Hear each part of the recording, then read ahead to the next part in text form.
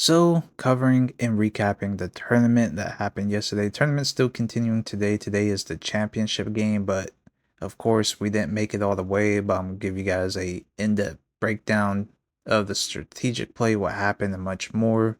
But let's go ahead and take a look at the bracket. So we had a winners bracket and a losers bracket. So this is the winners bracket. This is how things kicked off. And of course, I'm on Adrian's team, and we pretty much made it all the way through, which is shocking, but at the same time, teammates played very well. So we ended up having to face Krillin's team in pretty much the final game for the winners bracket to advance to the championship game, and unfortunately we did lose to them, which I'm going to break down in detail what happened and give you guys a little bit of a breakdown of the strategic game plan and all that stuff. So of course, with our first loss in the winners bracket, we still had a chance, so we just had to win out in the losers bracket. So I believe our first advancement in the losers bracket, we had to beat Das Eclipse team, and then we move on to play Flim. And I believe after that was facing the, championship in the losers bracket to advance on to the final championship game, and we end up losing to, I believe it was Flim's team. And I'll take the blame in that game because for some reason, out of all the games that we had, the deep passes, I was able to accurately throw it down the field, but half the time receivers drop the ball, don't have a reaction. And for some reason in this game where we needed or I found wide open passes, the receivers had a step, you know, I overthrew them every single time. Like 3 straight plays, it was just an overthrown, and the receiver beat him every single time. I was getting frustrated. So those are things I can't dictate to make an accurate pass because you never know how the game is going to make you pass the ball, if it's going to be accurate or inaccurate, overthrown or underthrown. And it's kind of crazy right now because the passing is still an issue in the game because I can make a quarterback that's like a heavy quarterback, pocket quarterback, not mobile, and he would have like a 90 to 100, deep ball accuracy rating, deep throw strength, and it's random. It's never based off the ratings where it can be an accurate pass or it can be overthrown or underthrown. I will still have those moments, but those type of ratings compared to like, lower overall rating, it didn't make sense. And, I can't pinpoint when I'm going to make an accurate pass or not. And it didn't matter if I had my feet set or, I was on the move. It just doesn't make an accurate representation based off your ratings. So since this video is released, today is the championship day between Krillin and Ray. Ray is the developer of the game, so of course it's against the team of developers. So hopefully I'll end up watching it. I'm not sure if I'll be able to or not, but yeah, the championship is going down today since this video is released. So I just want to break down and give you guys a little strategic standpoint and how I viewed my teammates during the match against Krillin's team, which, of course, if we beat them, we would have been right here in this situation if we did win in the winners bracket because we would have had 2 round buys and all we had to do is wait for the losers to see who's going to be the winner of that bracket to advance on to the championship. Now, their offense was so basic. The thing is, our defense, we had to run this specific defensive formation just because whatever formation I flipped to, which I wanted to run 3-1-3, but our lineman was never put here. Where I was at safety, it would put me down at the lineman position when I didn't even have a lineman build and put the lineman at freaking cornerback or safety depending on whatever formation I flipped out of, they always put the lineman out of position and it screwed everything up. So this was the only defense we really could have ran, but they had a lineman here, linebacker here, and then everybody else was pretty solid where they was at. But offensive wise, all they done was a simple RPO play. And it was all this look or this look or this look. And it was the same thing over and over and over. Nothing too special. The thing is, players from my team had to hit certain areas to make the adjustments for assignments. So, what I wanted players to do was I wanted this linebacker to hit here so the center can block him, and then it'd be one-on-one matchup with the running back. Then I would have to come and fill for the assignment of the QB if he kept the ball. But some players, I don't know, they just don't have the football knowledge, and also trying to communicate quickly. When they do quick hike, it's very hard to tell everybody what to do. Now, for the most part, throughout the tournament, my team played very well. It was just for some reason against the RPO offense, where they done the same thing, just different looks from time to time, switching the formations. We had problems, especially when the quarterback kept the ball. So, for instance, if they had this look, the cornerback was free over here, but for some reason, he always bites in, and the quarterback already has leverage to outrun him downfield. And it happened every single time until we kind of like flip position rows. So this corner user would flip on this side and this user would flip on this side, just because this user was a better um, breakdown player to assign himself against a QB.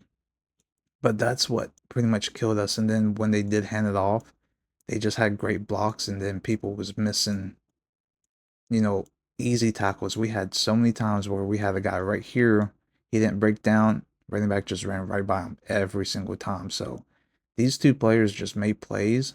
We was just not as good when it came to making tackles, and that was pretty disappointing from our end. Even though throughout the entire tournament up to this game, we was doing hella good at breaking down and making open field tackles. And that was the most frustrating thing in this match alone.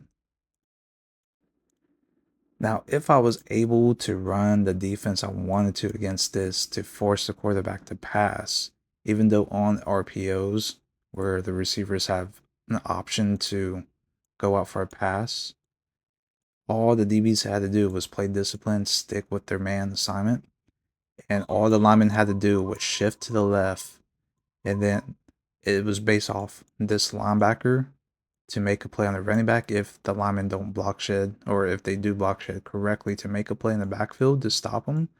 But it was all up to this linebacker to watch any cutback lanes. If they did block shed, the running back would cut back, linebacker would be right there, and then it was my job to cover the quarterback, which is pretty easy for me if I'm at the safety. But because out of the 3-1-3 defense, it wasn't putting that actual lineman at the D tackle spot. It would put me there, and I didn't have any defensive line um, stats or skill sets. And then the last option for me to try to tell people what to do based off their user skills, I did want, you know, this linebacker to hit the center so he can get picked up for a block, so I can focus on the running back to make an open field tackle, and then have the linebacker loop over and focus on the QB. That was the only way, we was going to be able to stop based off, the assignments and telling people what to do. But I don't know, for some reason, people just think they can do everything and just make a play. I mean, granted, we had great teammates that was able to do that stuff against other teams, but just this particular team with the most simplest thing, and they just kept doing it over and over with different formation looks, but to the same side every single time.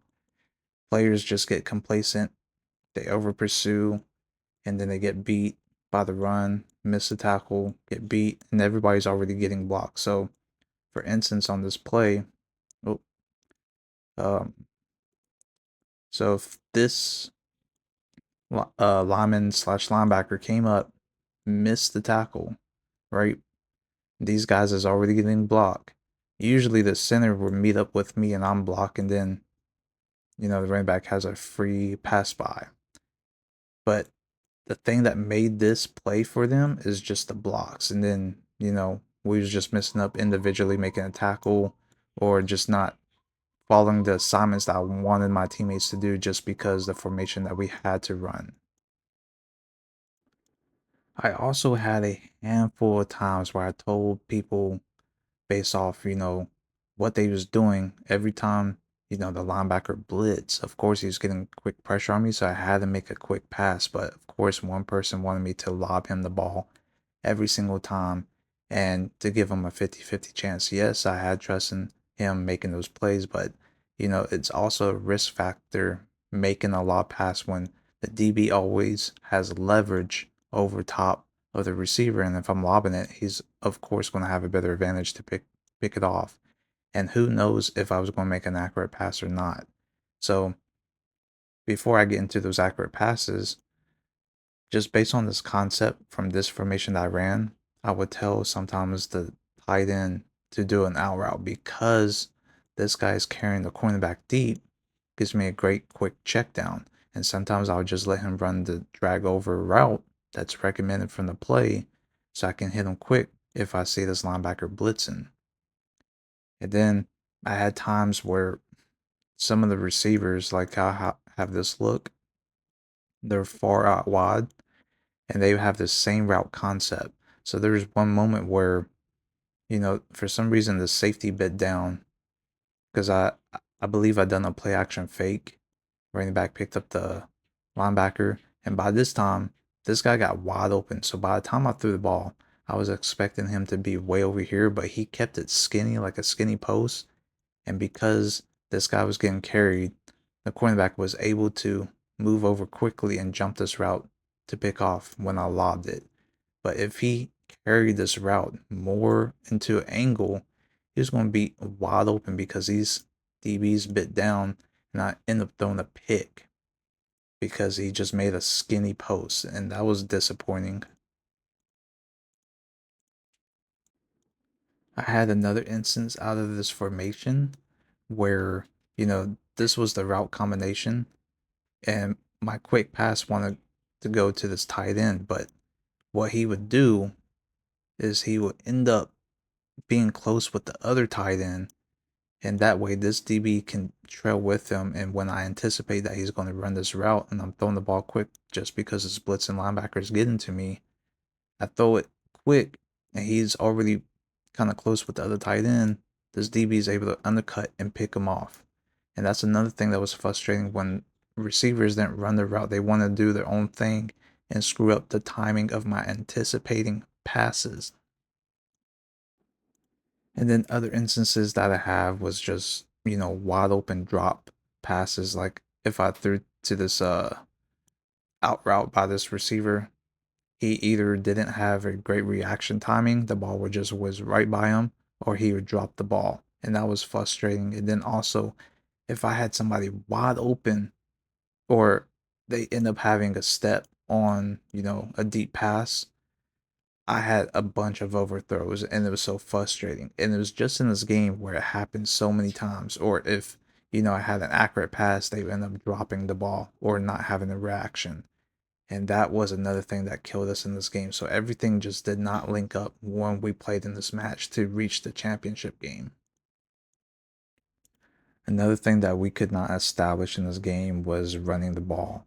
And because of that, we had to pass the ball for the most part. But every time we ran the ball, I would give a straight line beam for the running back because when you give that animation handoff, they don't have to worry about the auto cuts that happen when they try to cut.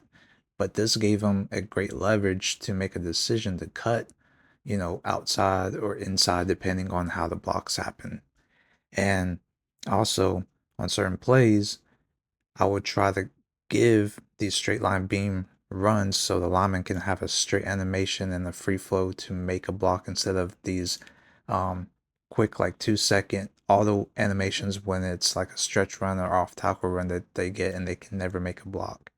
But for this game just alone, we just could not make blocks, and because they mistimed the block, they would just run right through them and blow them up in the backfield. Like literally, this is what happened on the very first play of the game, where all three of the offensive line just missed the block, and all three guys just bypassed them and blew up the running back. By that time, I handed off, and he fumbled, and they only had like 5 yards to work with to score a quick touchdown beginning the game.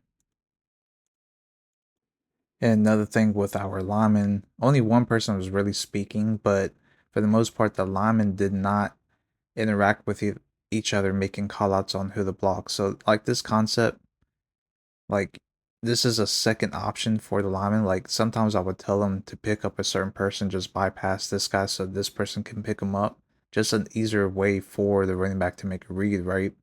But half the time, the lineman just did not make the call outs on who they was going to block. And they tried to always pick up the first person that's in front of them. So when it comes to football knowledge, a lot of people don't have that mindset. So in this case, I would tell either this guy or this guy, depending on how I feel, if I'm going to give the ball off to the right or left side, or if I was playing basically running back, what I want these guys to pick up, just because who's good at block shedding.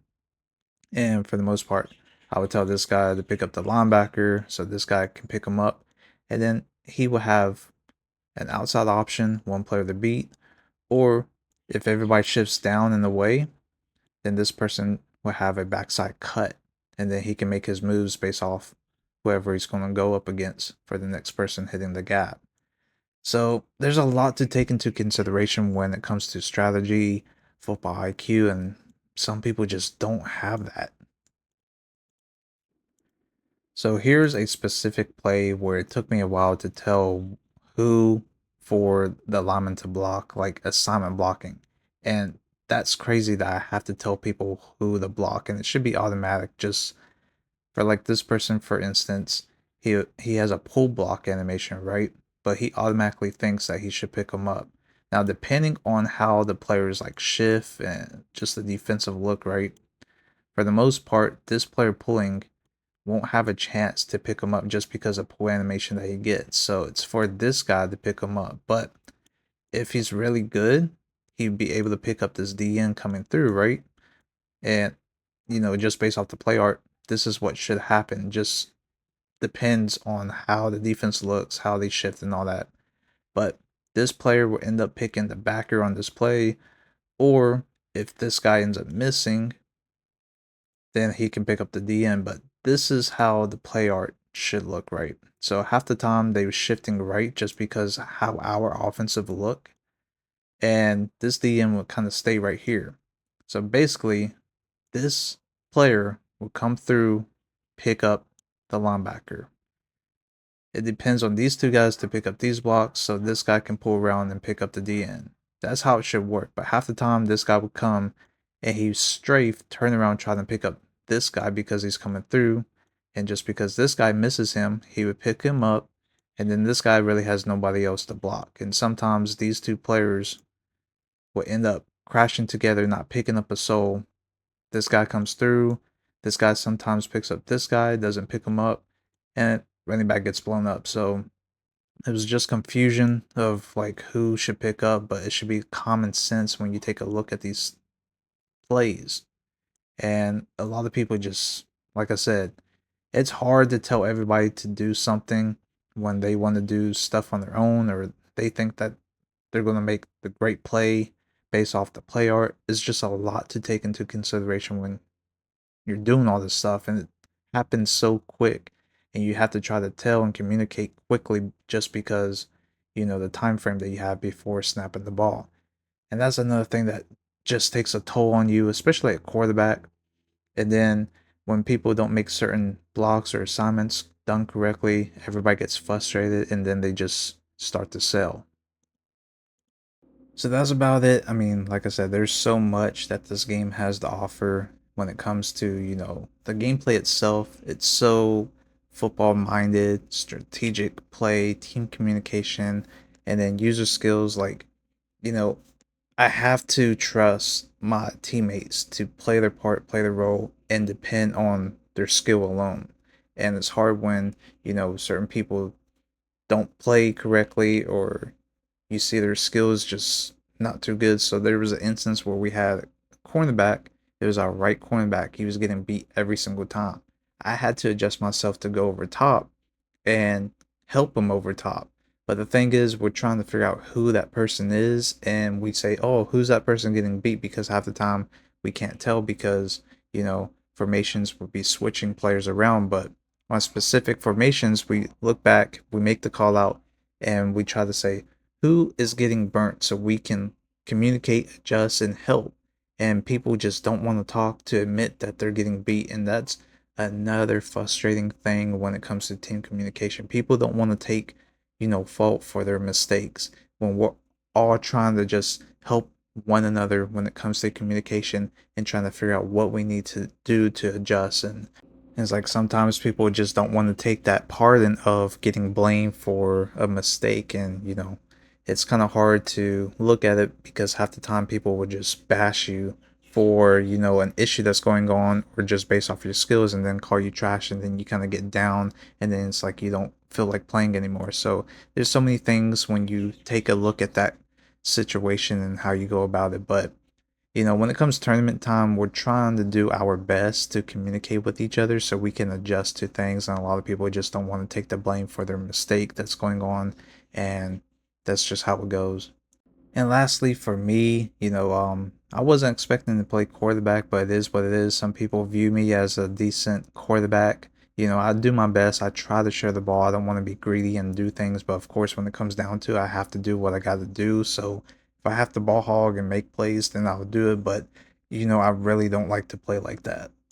But then also, I know from time to time people do get frustrated, especially from a receiver standpoint. They always say, "Oh, they're open, and you need to look at me more." And there's times like that they don't realize from a QB perspective. There's a lot to take into consideration from, playing quarterback because sometimes we tell you to do another route. Like I said earlier, I'll reroute somebody. They don't run the route. It throws off the whole read perspective or an anticipation for like a quick pass, and then you have to deal with pressure. So once you feel the pressure, you're looking at the line trying to figure out where you have to maneuver around, and then if anything, you'd be able to look back up so to see who's running the routes or who's going to be open. But it happens so fast, and these receivers never take that into consideration when at quarterback we're trying to do all these different things and think quickly. And yes, times we see that you're open, but at the same time, should I force that pass downfield? And that's another thing that they don't realize. Like, you got to look at the accuracy. If I'm going to make an accurate pass, or if it's going to be underthrown, where the DB can, you know, make a step and pick you off. It's just there's so much that happens so quickly, but there's a ton of skill players at receiver, all because they're saying they're open. There's also the fact that if they're on the backside of the field, we lose vision from the camera because the camera's panning with us as we're moving to one side of the field. We basically lose sight of where you're running your route. And that's another thing people don't realize, especially if they never play quarterback, they're never going to know that experience that, other people experience at quarterback. And for the most part, if I gotta take off, I'm taking off. But don't be complaining to me if you're open. Yes, I see you open, but sometimes, I will take the risk to throw the ball. Sometimes I don't if I need to just make quick yards to pick up a first down. So it's just like, bro, the quarterbacks has it rough as it is. And then you just expect because you think you're good, you want the ball at the time. And half the time, like I said, there's a lot of times where early on in our matches in the tournament alone, there was like three different people dropping the ball. And of course, there's one person that, I most likely didn't hit. But, I can't tell if you're going to be in the same spot every single play because the formations changes everybody's position spot. So if you're going to be a receiver on the left side, you may be a receiver on the right or in the slot. So, I'm not taking the time to figure out where you're going to be exactly located at. I just got to depend on if you're going to make, the right routes to be ran, adapt to my communication for callouts to reroute yourself. And, if I see you open, I'm going to throw you the ball, but I'm not going to cater myself to throw the ball to one specific person the whole time. That's just being greedy. And I think that's where a lot of people's egos just come out and then they, you know, brag about them being the best at this and that. I don't consider anybody to be great at everything because every game is different. Every skill position or every player's build is different, is unique. The play style, the schemes, there's so much to take into it when you play these matches. Like, you can be dominant in one match, but in another match, depending on the outcome of how players play, you may not be the best. So that's why from people saying that they're the best at this, best at that, you can't really look at this game considering yourself the greatest. Like for me, I can have one good game, I'll do everything right, and then, the next game, I make bad reads, I make bad decisions, and, I'll be considered terrible. But that's because, you know, how things happen. You can never expect the same things to happen. It's not like Madden or college football. Like, I showed you guys this in college football using Kentucky. I can throw the ball deep every single time just because the speed of the ability receiver player that I have. And then looking at the defensive coverage, I know that, oh, he's going to get beat every time if he's, pressed or, certain alignment. I can make all those reads, make things simple, make it repetitive. But in ESG football, it's just completely different game after game after game. But anyways, don't want to get too much into it. Um, just giving you guys a little bit more insight and detail of what this game has to offer, and that's why I say that this game, once it drops, you guys will get a full understanding of how much more difficult, but also fun at the same time when it comes to this type of strategic play style. When it comes to simulation football in general, that this game has to offer. So imagine if it's this crazy in 7v7, imagine once 11 versus 11 drops and we're going to be able to experience that. It's a whole different world than that. Anyways, let me know what you guys think down below in the comments. Shout out to all my teammates that I competed with, and shout out to all the teams that I competed against. As well, I can't forget the reserve players that are players that step in and just help out the team for the people that can't be active for the time being, and just helping the team to advance to the next stage. So, big shout out to those players. I mean, to just come in, fill in roles at certain positions and spots, it's great to see it. So, other than that, I enjoyed this tournament. I mean, once again, passing needs to be kind of tweaked a little bit. It has been nerfed a lot, but overall, this version of the build of the game is pretty solid, and I'm just looking forward to seeing more improvements for the beta. So if you guys want to play, check out the links down below in the description. Come through the waiting room Discord and follow the instructions. Community will help you guys out for the application process. Until next time, I'll see you guys in the next one, and I'm out. Peace.